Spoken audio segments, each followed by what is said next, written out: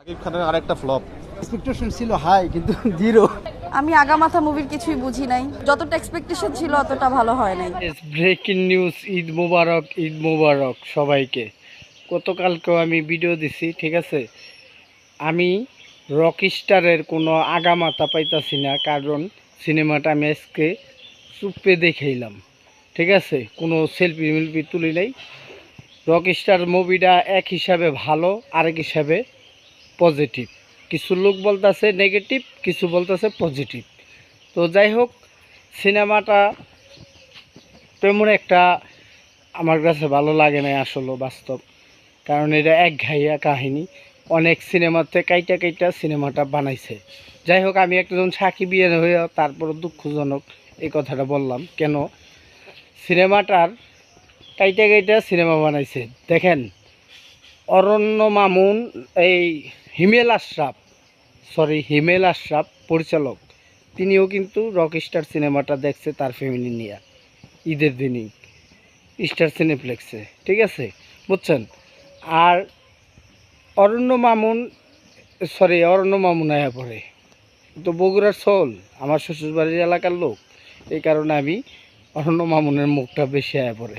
যাই হোক, এই হিমেল আশরাফ আমাদের হিমেল আশরাফ পরিচালক, তাকে আমি খুবই ধন্যবাদ জানাই, সাধুবাদ জানাই। সেই কিন্তু বাংলাদেশে শাকিব খানরে অন্যভাবে প্রেজেন্ট করছে, ঠিক আছে। একমাত্র পরিচালক এই হিমেল আশরাফ কিন্তু শাকিব খানরে প্রেজেন্ট করছে ভালোভাবে, বুঝতে পারছেন। এই হিমেল আশরাফের সাথেই দরকার হয় শাকিব খানের পরিচালনা। আর কোনো নতুন পরিচালক এগুলি চলবো না।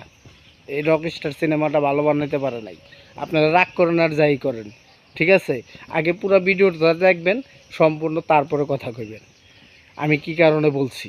সিনেমাটা দেখছি, সিনেমাটা চলবে সাকিবের নামের জোরে চলবে, শাকিব খানের নামের জোরে চলবে। ওই যে সাকিবিয়ান হইয়া দেখতে গেছি, আরেকবার দেখুম, তখন দেখুম অন্যজনদের সাথে, বুঝছেন। তো যাই হোক, কথা এটা না, কথা হইল এই যে আজমান রুশু পরিচালক, আমার কাছে মোটো একটু ভালো লাগে নাই। কারণ ওই সিনেমাটার কাইটা বিভিন্ন সিনেমার থেকে গল্প বাইর করছে, এরা নিজে লেখে নাই। আর হিমেল আশরাফের প্রিয়তমা কিন্তু নিজের লেখা। সাকিব খানের দুইটা গেটআপের মধ্যে দুটোটা গেটআপ ভাল লাগছে, ঠিক আছে। হিমেল আশরাফের প্রিয়তমা বাংলাদেশে অল রেকর্ড করতো যদি আরও কয়দিন সিনেমা হলে পাইতো, তখন সাকিবিয়ানরা বুঝতে পারে নাইলে। আর শুনেন, স্টার সিনেপ্লেক্সে দেখে হইলো ঈদের দর্শক, ওগুলার দর্শক না। দুইটা ঈদে যে ছবি দেখবো ওই দর্শক না। যারা 12 মাস সিনেমা দেখে তারা হইলো দর্শক, মাসে একটা সিনেমা দেখে তারা হইলো দর্শক। শাকিব খান কিন্তু মাসে 12টা 13টা সিনেমা বানাইছে এক সময়কার। তো হেই শাকিব খান কই গেল গা? এখন কি তার বয়স হয়েছে দেখা?